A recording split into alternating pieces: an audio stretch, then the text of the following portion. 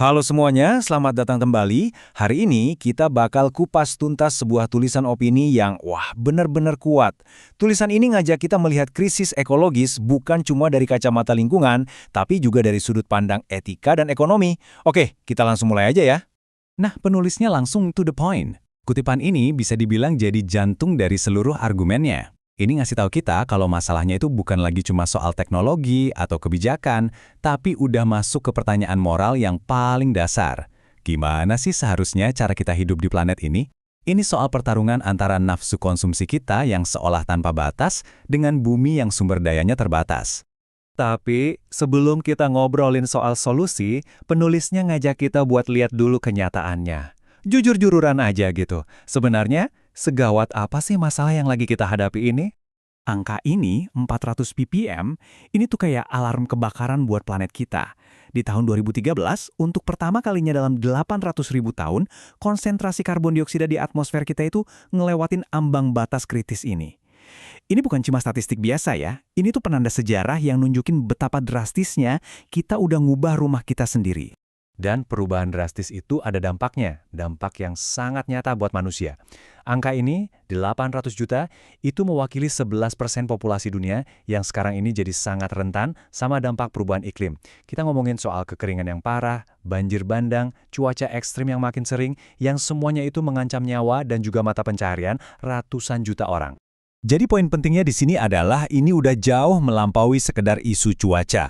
Seperti yang ditekankan sama penulis, ini adalah krisis kemanusiaan.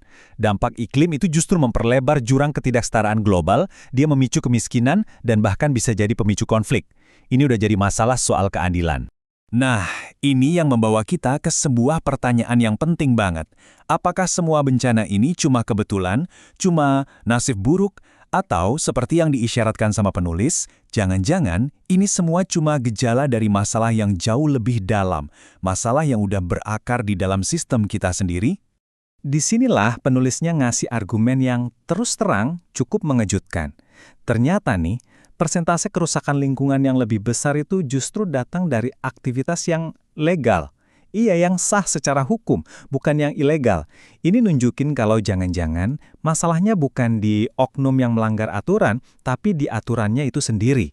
Penulisnya ngasih contoh langsung, misalnya kebijakan seperti UU Cipta Kerja. Argumennya gini, undang-undang semacam ini, atas nama ngejar pertumbuhan ekonomi, malah menyederhanakan isu-isu yang sebetulnya kompleks banget. Hak atas lingkungan hidup, hak masyarakat adat, itu semua direduksi jadi sekedar urusan administrasi, jadi soal izin. Yang pada akhirnya ya karpet merah buat kepentingan modal besar. Oke, jadi sistemnya yang bermasalah. Terus gimana cara benerinnya? Penulisnya nawarin 2 pilar solusi. Nah, yang pertama adalah pergeseran yang fundamental, yaitu di dalam kerangka etika kita. Konsep etika ekologis ini benar-benar mengubah cara kita melihat diri sendiri. Kita ini bukan lagi penguasa alam, bukan bosnya. Kita itu bagian dari sebuah jaring kehidupan raksasa yang saling bergantung satu sama lain. Jadi kita punya tanggung jawab moral ke semuanya, ke seluruh planet ini. Biar lebih gampang, penulis memecah konsep ini jadi 3 hal praktis. Pertama, etika ini harus jadi panduan nyata buat perilaku kita sehari-hari. Kedua, kita harus mulai mengakui kalau alam itu sendiri punya haknya loh. Hak untuk ada, untuk tumbuh, untuk berevolusi secara alami. Dan ketiga, ini yang paling penting, kita punya tanggung jawab etis ke generasi yang bahkan belum lahir, untuk mewariskan planet yang sehat buat mereka. Tentu aja, perubahan etika nggak akan ada artinya kalau nggak diikutin sama cetak biru ekonomi yang baru kan? Nah, kita sekarang masuk ke pilar solusi yang kedua, dematerialisme ekologis. Namanya mungkin kedengaran rumit, tapi idenya sebetulnya sederhana. Melakukan lebih banyak dengan lebih sedikit.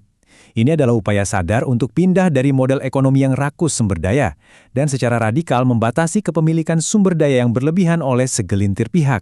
Nah, ini dia inti perubahannya. Kita harus beralih dari sistem yang sekarang yang tujuannya cuma satu, ngejar profit sebesar-besarnya. Kita harus pindah ke sistem yang tujuan utamanya adalah memenuhi kebutuhan sosial yang mendasar, seperti pangan, air bersih, tempat tinggal, dan tentunya secara berkelanjutan. Pada akhirnya, inilah arti keberlanjutan yang sesungguhnya menurut penulis. Ini bukan cuma slogan kosong, tapi sebuah komitmen keadilan antar generasi. Ini soal memastikan bahwa aset yang kita wariskan, baik itu alamnya, masyarakatnya, maupun infrastrukturnya, itu tetap utuh atau bahkan lebih baik, untuk mereka yang datang setelah kita. Jadi tulisan ini pada dasarnya menyajikan kita sebuah pilihan yang sangat jelas, sebuah persimpangan jalan, pilihan tentang sistem nilai seperti apa yang mau kita pegang dan masa depan seperti apa yang mau kita bangun bareng-bareng. Dan kita akan tutup pembahasan kali ini dengan pertanyaan provokatif yang diajukan oleh penulis. Ini pertanyaan yang bukan cuma buat direnungkan, tapi benar-benar ditujukan buat kita semua. Setelah kita lihat masalahnya, lihat tawaran solusinya, kita dihadapkan pada tanggung jawab yang besar. Jadi, warisan apa yang akan kita pilih untuk ditinggalkan? Sebuah pertanyaan untuk kita jawab bersama.